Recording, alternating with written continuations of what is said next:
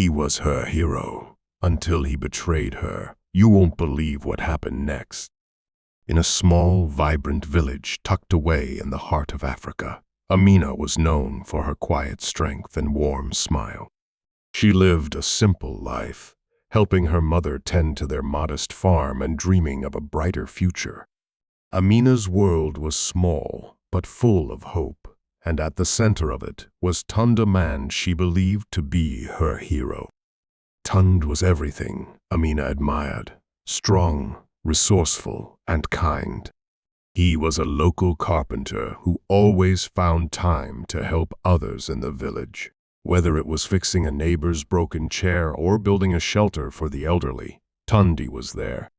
To Amina, he was more than just a craftsman. He was a symbol of resilience and compassion in a world that could often be harsh. The two had known each other since childhood, and over the years, their friendship blossomed into something deeper. Tund would often walk Amina home from the market, carrying her heavy baskets and making her laugh with his stories. She trusted him implicitly, believing that he would always have her back. One day, Tund surprised Amina with a wooden necklace he had carved himself. "For you," he said with a shy smile, "to remind you of the strength you carry within." Amina was touched, clutching the necklace tightly. "Thank you, Tund," she whispered. "You're my hero." For a time, life was beautiful. But as the elders often said, even the brightest days can be followed by the darkest nights. Everything changed when a wealthy businessman named Mr. Duro arrived in the village. He promised progress, new roads, schools, and jobs, but his intentions were not entirely noble. He sought to buy up land at dirt-cheap prices, exploiting the village's trust and desperation. Amina's family owned a small but fertile plot of land by the river, and Mr. Duro was particularly interested in it. He offered a meager sum, far below its worth, but Amina's mother refused. That land was their lifeline. Angered by her refusal, Mr. Duro turned to Tunde. Knowing Tunde's influence in the village, he made him an offer, a large sum of money in exchange for convincing Amina's family to sell the land. At first, Tunde resisted. He cared deeply for Amina and her family, but the promise of wealth was tempting. Tunde had his own struggles, and Mr. Duro's offer seemed like a way out. Against his better judgment, he accepted. Tund began to subtly pressure Amina, using their bond to sway her. "Amina," he said one evening, "maybe selling the land isn't such a bad idea. Think of the opportunities it could bring." Amina was taken aback. "Tund, you know that land is everything to us. Why would you say that?" Tund avoided her gaze, guilt gnawing at him. But he pressed on, planting seeds of doubt. Over time, Amina noticed his visits becoming less frequent, his laughter more forced. The man she had once called her hero was slipping away. Then, the truth came out. A villager overheard Tund negotiating with Mr. Duro and rushed to tell Amina. Her world crumbled as she confronted Tund, holding back tears. "How could you?" she demanded. "You were supposed to protect us, not betray us." Tunda looked at her, shame written all over his face. "Amina, I made a mistake. I thought I was helping. I see now that I've hurt you." But his apology did little to mend the trust he had shattered. Amina turned away, clutching the wooden necklace he had given her, the symbol of a bond that no longer felt real. Though heartbroken, Amina refused to give up. She rallied the villagers, sharing her story and exposing Mr. Duro's schemes. Slowly, the tide began to turn. The villagers, inspired by Amina's courage, united to protect their land. Together, they confronted Mr. Duro, refusing to sell. Even Tund, consumed by regret, joined the fight. He used his skills to help build barricades and organize meetings, trying to atone for his betrayal. But Amina kept her distance, unsure if she could ever forgive him.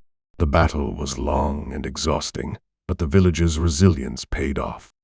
Faced with unwavering resistance, Mr. Duro finally retreated, his plans foiled.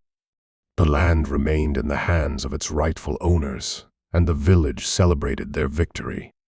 In the aftermath, Tund approached Amina, his head bowed. "I know I don't deserve your forgiveness," he said, "but I want you to know that I will spend the rest of my life making this right." Amina studied him for a long moment. She could see the sincerity in his eyes, but the pain of his betrayal was still fresh. "Tund," she said softly, "trust, once broken, you have to earn it."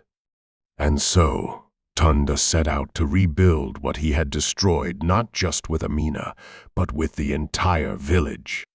Over time, his actions began to speak louder than his words. As for Amina, she found strength she never knew she had.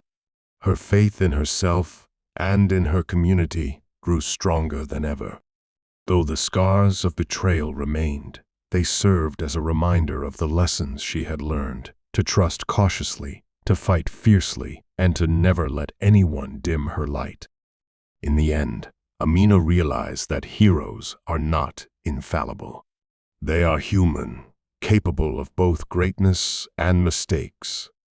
And sometimes, the greatest heroes are the ones who find the courage to make things right. Months passed, and the village began to settle into a new normal. The battle with Mr. Duro had left its mark, but it also brought the community closer. The fields that Amina's family had fought so hard to protect flourished, and the unity among the villagers grew stronger.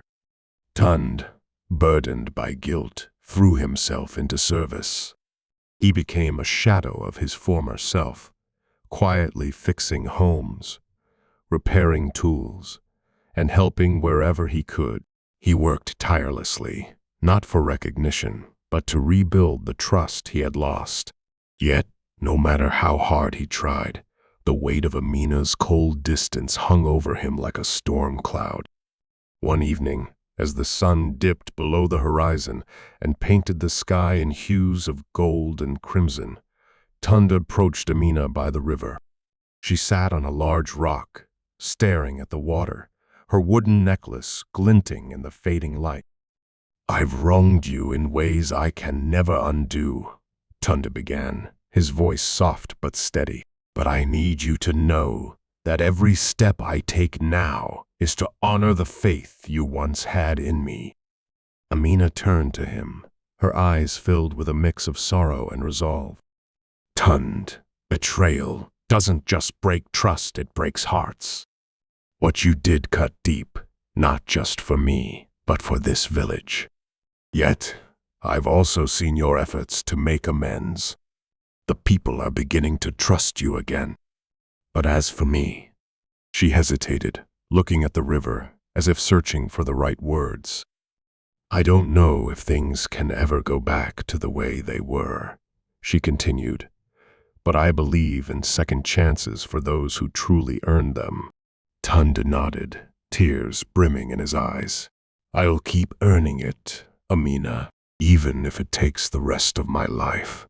Their conversation ended there, but it marked a turning point.